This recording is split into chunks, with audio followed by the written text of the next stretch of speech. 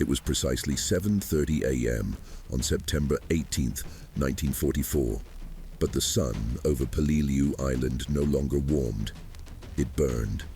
The temperature was soaring to an unbearable 46 degrees Celsius in the shade, though there was no shade at all. The vegetation had been swept away by 3 days of relentless naval bombardment, leaving behind only a lunar landscape of smoking craters and shattered tree stumps. Private First Class Arthur Jackson, a 19-year-old from Oregon, was pressing his face against the ground. But there, the ground wasn't earth. It was volcanic coral, sharp as glass and hard as concrete. Every movement tore at his uniforms and cut his skin, and the wounds infected almost immediately in the fly-saturated tropical air. Around him, the sound of war was deafening, but there was something worse than the noise. It was thirst. The canteens were empty or filled with water contaminated with oil and rust. The men were fighting, bleeding and dying while delirious from dehydration. To understand the madness of that moment, one must go back to the promise made 72 hours earlier. As the 1st Marine Division prepared for landing, Major General William Rupertus made the most tragic mistake of the entire Pacific campaign. With a confident smile, he assured his officers and war correspondents, "This will be a quick cleanup operation, a walk in the park. We'll burn the Japanese in 4 days, maybe 3. We'll be back on the ships by the weekend." It was a bloody lie that would cost thousands of lives. Rupertus was wrong not by days, but by months. Peleliu was not a battle. It was a mechanical trap designed to grind human flesh. In previous campaigns, such as Guadalcanal or Tarawa, the Americans knew what to expect. The enemy attacked at night in massive banzai charges, screaming and running towards American machine guns in honorable suicide. These were terrifying tactics, but predictable and defeatable. But at Peleliu, the enemy had evolved. The Japanese commander, Colonel Kunio Nakagawa, had radically changed the rules of war. He forbade suicide. He forbade banzai charges. His order to the 10,000 defenders was chilling in its simplicity. No one dies in vain. Each soldier must kill 10 Americans before falling. Our mission is not to win. It is to bleed them until they give up. Nakagawa transformed Mount Umurbrugol and the Coral Ridges into an underground fortress. Using engineers and slave labor, he constructed a network of 500 fortified caves, sliding steel doors, and ventilation tunnels. The Japanese were not on the beach. They were underground, invisible, waiting. On D-Day, the sea turned red. Nearly 1,300 Marines fell in the first few hours. The 1st Regiment, in the vanguard, was gutted, suffering 70% casualties. Entire companies of 200 men were reduced to half a dozen survivors in a matter of minutes. Now, on the morning of the 18th, it was up to Jackson's regiment, the 7th Marine Regiment, to attempt the impossible, to advance through the southern sector to capture the airstrip.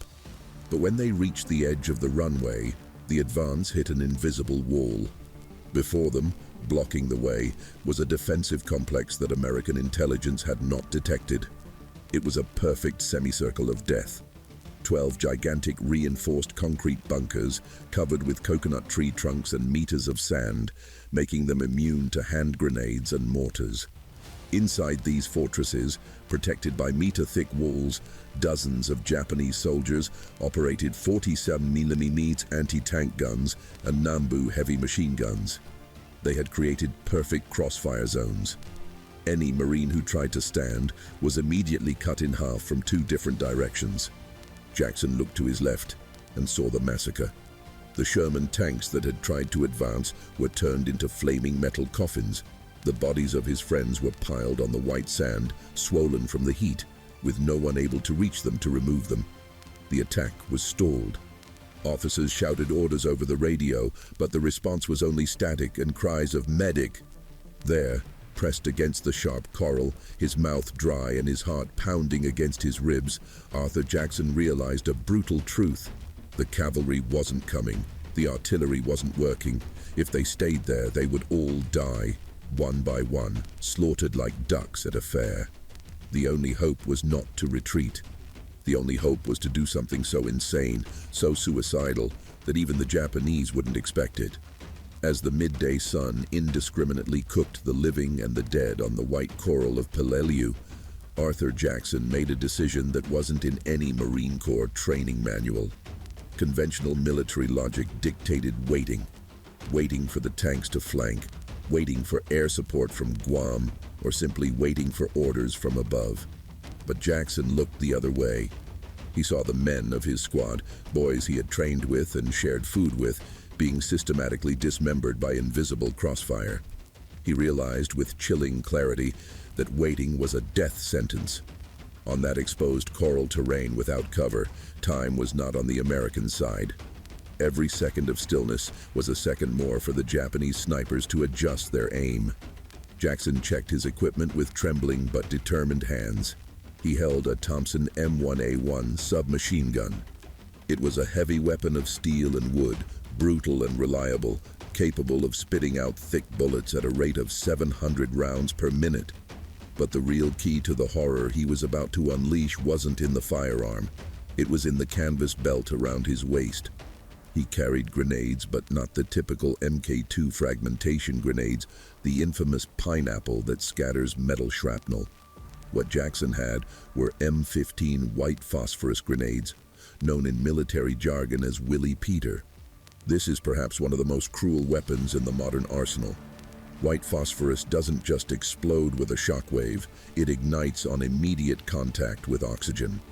It burns at an infernal temperature of 2,700 degrees Celsius and creates a dense, opaque, suffocating cloud of white smoke. Worse still, the substance is viscous and chemical. If it touches human skin, it doesn't stop burning. It continues to corrode the flesh until it reaches the bone or until the oxygen is cut off. Not even water can extinguish it. It is liquid, incandescent death. Without saying a word, without looking back, and without waiting for any order from an officer, Private Arthur Jackson stood up. The movement was so sudden and insane that it caught both his comrades and the Japanese by surprise. Jackson didn't crawl. He ran. Laden with 20 kilos of equipment, he launched himself into a suicidal dash across 30 meters of no man's land. His boots crushed the sharp coral, zigzagging through smoking craters. The air around him filled with supersonic crackles. Japanese bullets buzzed around his head like swarms of angry wasps, raising geysers of dust at his feet. By miracle, or by sheer audacity of speed, none hit him. With his lungs burning and his heart pounding in his throat, he threw himself in a desperate dive at the base of the first bunker, pressing his back against the hot concrete wall. He was now in the blind spot, the only geometric place where the bunker's machine guns couldn't turn to hit him. He was so close he could hear the voices of the Japanese soldiers inside, shouting muffled orders and the metallic sound of breech blocks being reloaded. The smell was nauseating. A mixture of sweat, gun oil, and exotic food. Jackson took a deep breath, trying to control the trembling in his hands. He pulled a phosphorus grenade from his belt. He pulled the safety pin forcefully in a gesture of pure rage. He counted a second mentally, and with a precise basketball-like movement, he threw the grenade through the narrow slot of the machine gun. The effect was immediate and horrific. There wasn't a loud bang, but a muffled ignition sound, thump, followed by a bright flash that illuminated the dark interior of the bunker like bottled lightning. Thick, white smoke, smelling of garlic and sulfur, began to billow out of the cracks like steam from a pressure cooker about to explode. Inside, hell descended upon the defenders. Oxygen was consumed in seconds. The heat became unbearable, melting rubber and burning skin. The Japanese soldiers, the Emperor's elite trained to fight to the death, faced an impossible choice: stay inside and be cooked alive by the chemical cloud, or run out and face the Americans. The instinct for survival overcame discipline. The heavy steel back door of the bunker opened with a metallic bang. 3 Japanese soldiers emerged coughing violently, blinded by smoke, their uniforms smoldering. Jackson was waiting, Thompson slung over his shoulder. He didn't hesitate. He pulled the trigger. The sound of the machine gun was short, rhythmic and final. Rat-tat-tat. Rat-tat-tat. The 3 soldiers fell onto the white sand before they could even lift their Arisaka rifles. Silence returned for a brief moment, broken only by the hiss of the match still burning inside the bunker. The first pillbox was neutralized. The smell of burnt flesh now mingled with the acrid smell of gunpowder.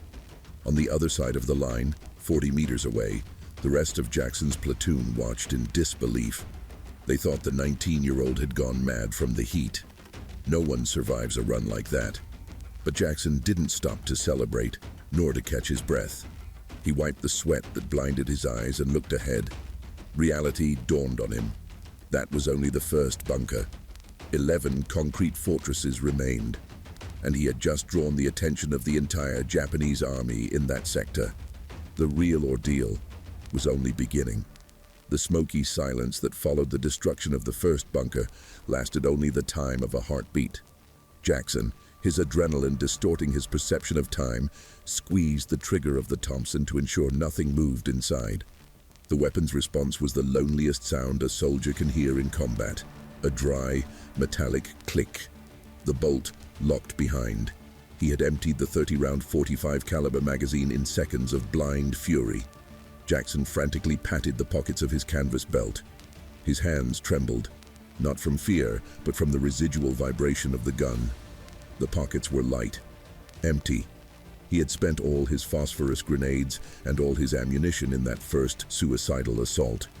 There, standing in the middle of no man's land, with the smell of burnt flesh invading his nostrils and the equatorial sun hammering his neck, he realized the cruel arithmetic of his mission. Before him, there were still 11 intact concrete bunkers full of enemies who now knew exactly where he was.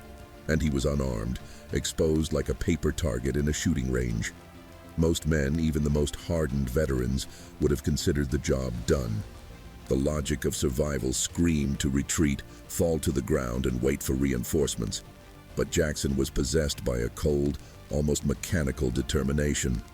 He knew that inertia was death. He turned his back on the enemy and ran. This was the first of his death runs.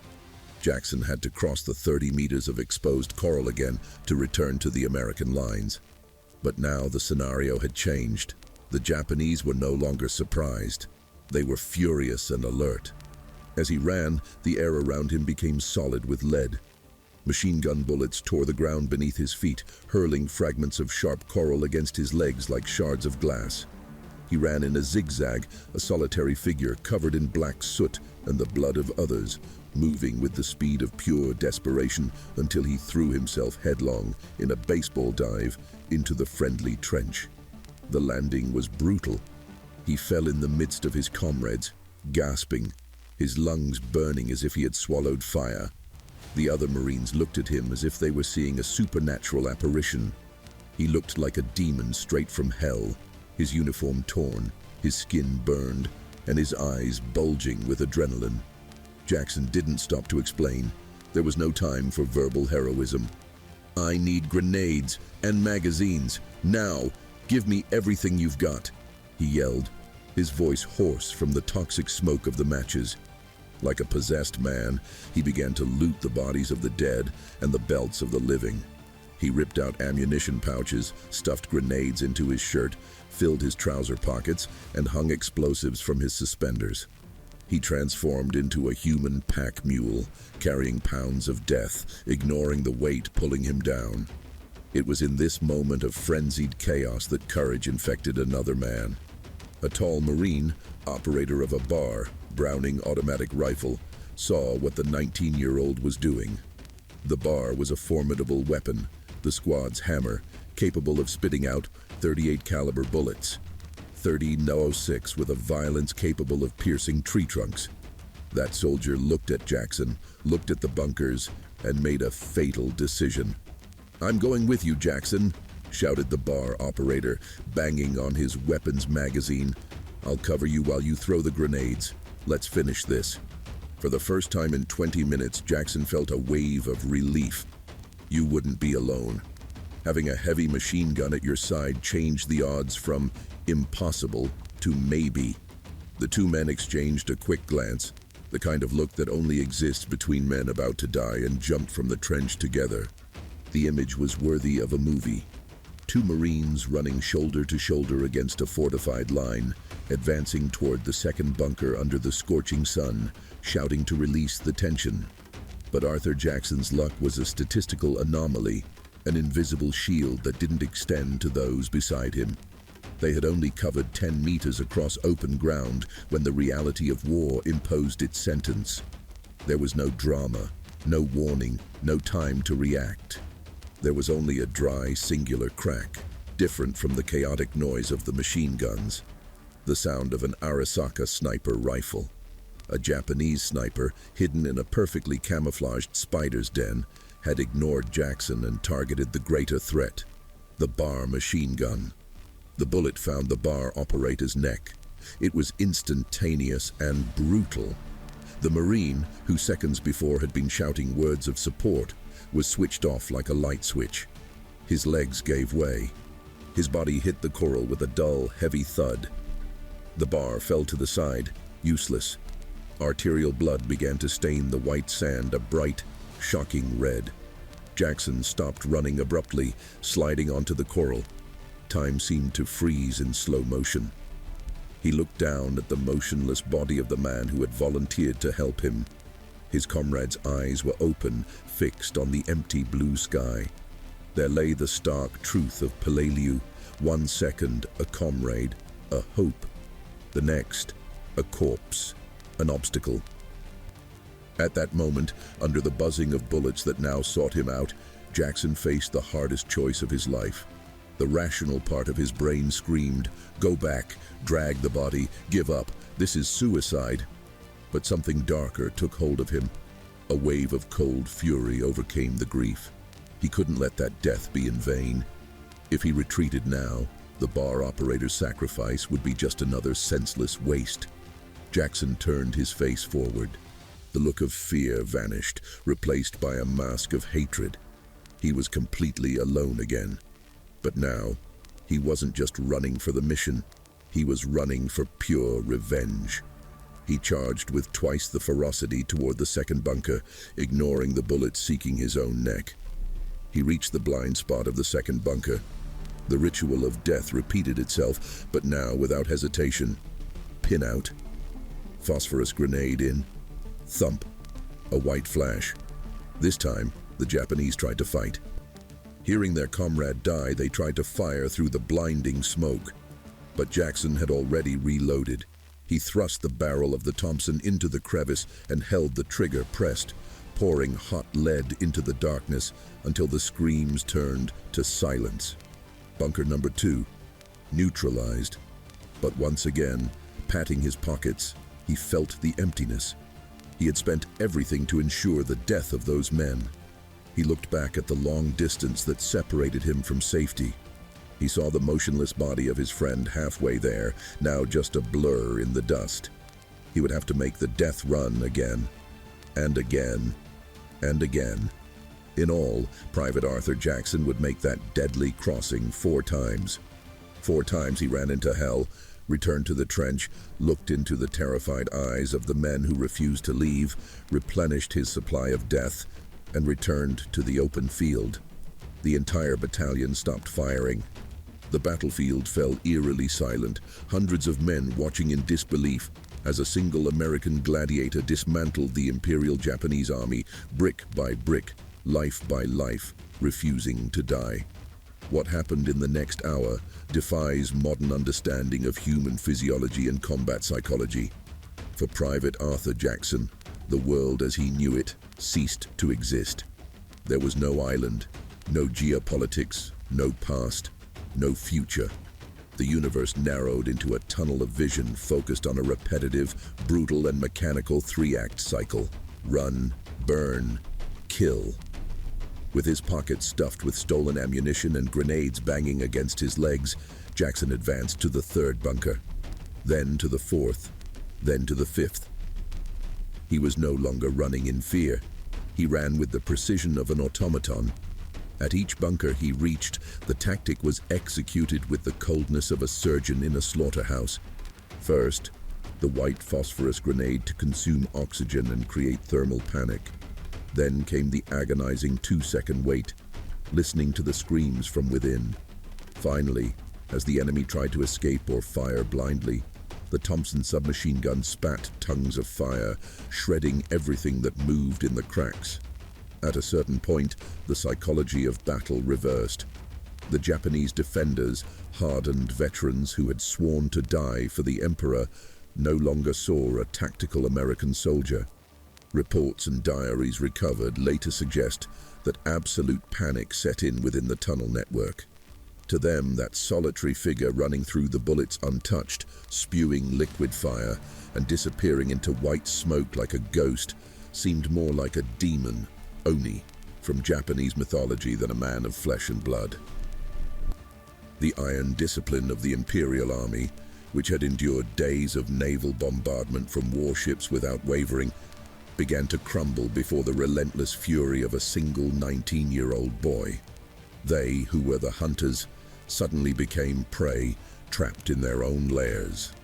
As Jackson advanced, methodically destroying the 7th, 8th, and 9th bunkers, something surreal happened in the American lines.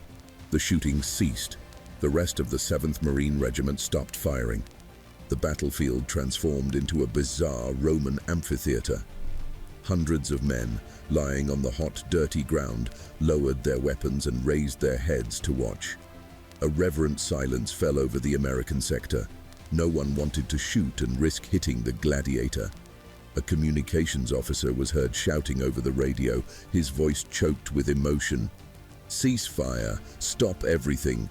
The kid is doing the job alone. Let him finish." Finally, with the sun reaching its cruel peak, Jackson reached the 12th bunker. It was the last one, the largest of them all, the command center of that defensive sector. Jackson could barely lift his arms anymore. His muscles burned with lactic acid, his hands were raw, and his uniform was so soaked with sweat it looked like it had emerged from the ocean. With a final roar of effort, he threw the final grenades through the main opening. The muffled explosion marked the end of an era on that beach. There was no return fire, only the crackling sound of flames devouring the bunker's interior and the wind rustling the leaves of the burning palm trees. Jackson stood in the middle of the clearing, swaying like a drunkard. The Thompson was boiling in his hands, the wood of the stock smoking black. He spun on his heels and looked back at the path of destruction he had carved through the landscape. The scene was Dantean, almost biblical. Before him, stretching for hundreds of meters, lay 12 smoking concrete fortresses transformed into crematorium ovens. On the ground, scattered in grotesque positions around the entrances and piled up inside the communication trenches, were the bodies of 50 Japanese soldiers, 50 men, an entire reinforced platoon, all annihilated by a single American who refused to wait for orders. But the enemy didn't pay the price for that day alone. The human body has limits, and Jackson had violated them all. As soon as the immediate danger disappeared, the adrenaline, the natural drug that had kept him moving and numbed the pain, abandoned his system all at once, as if someone had pulled a plug from an electrical outlet. Physical reality crashed down on him with the force of a sledgehammer. The air temperature was 46 degrees. The temperature of the reflective coral soil exceeded 50. He hadn't drunk water for hours. He had run miles on the soft sand, heavily laden with weight. He dropped his weapon. The sound of the Thompson hitting the coral seemed to come from very far away.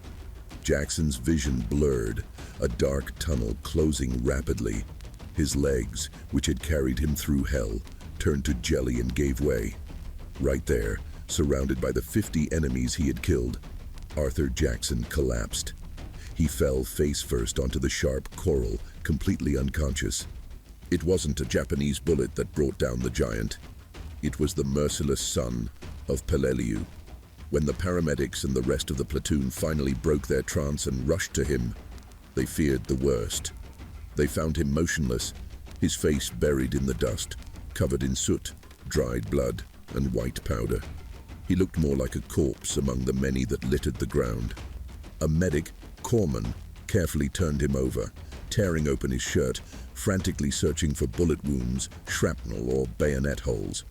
The medic stopped, looked at the officer, and shook his head in disbelief. There were no holes.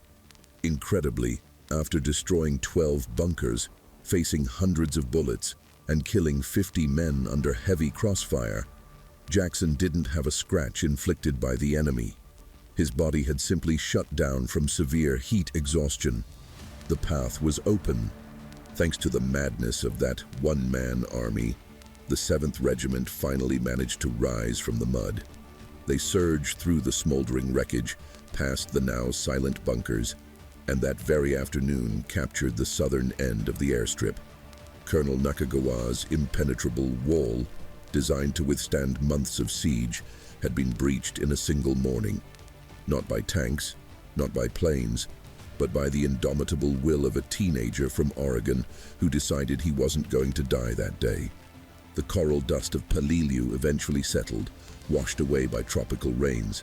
But the story of what Private First Class Arthur Jackson did that day traveled far beyond the shores of the Pacific. It crossed the ocean, traversed the continent, and landed on the desk of the most powerful man in the world. Months later, the scene was no longer the sweltering 46-degree heat, nor the nauseating smell of death. It was the air conditioning, the polished wood floors, and the quiet solemnity of the White House in Washington, D.C. President Harry S. Truman, a man who carried on his shoulders the weight of ending a world war, was visibly moved. Holding the Medal of Honor in his hands, the blue star with ribbon representing America's highest and rarest military decoration, Truman looked into the eyes of young Jackson. As he read the official citation, which described the lone charge against 12 fortified bunkers and the elimination of 50 enemies, the president paused. He seemed to have difficulty processing the information.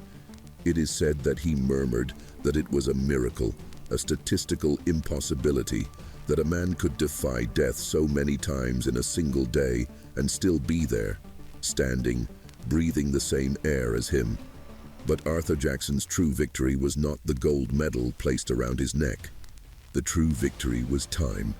On that day in September 1944, the merciless logic of war dictated that he should have died within the first 30 seconds of his suicidal run. But he refused to accept that logic. Arthur Jackson survived the war. He returned home to Oregon. While the Emperor's 50 elite soldiers who tried to kill him were forever buried in the dark caves of Peleliu, forgotten by time, Jackson won the ultimate prize, a lifetime. He lived another 73 years. Think about that for a moment. 73 years. He saw man land on the moon. He saw the end of the Cold War. You saw the birth of the internet.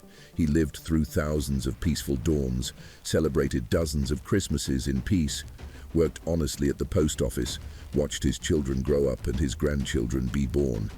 He became a living symbol, a rare and precious bridge between a bloody past and the free present we now take for granted. The final chapter of this epic ended on June 14, 2017, in Boise, Idaho. Arthur Jackson passed away peacefully at the age of 92. When his heart stopped, history closed a monumental circle. He was the last living survivor decorated with the Medal of Honor from the Battle of Peleliu.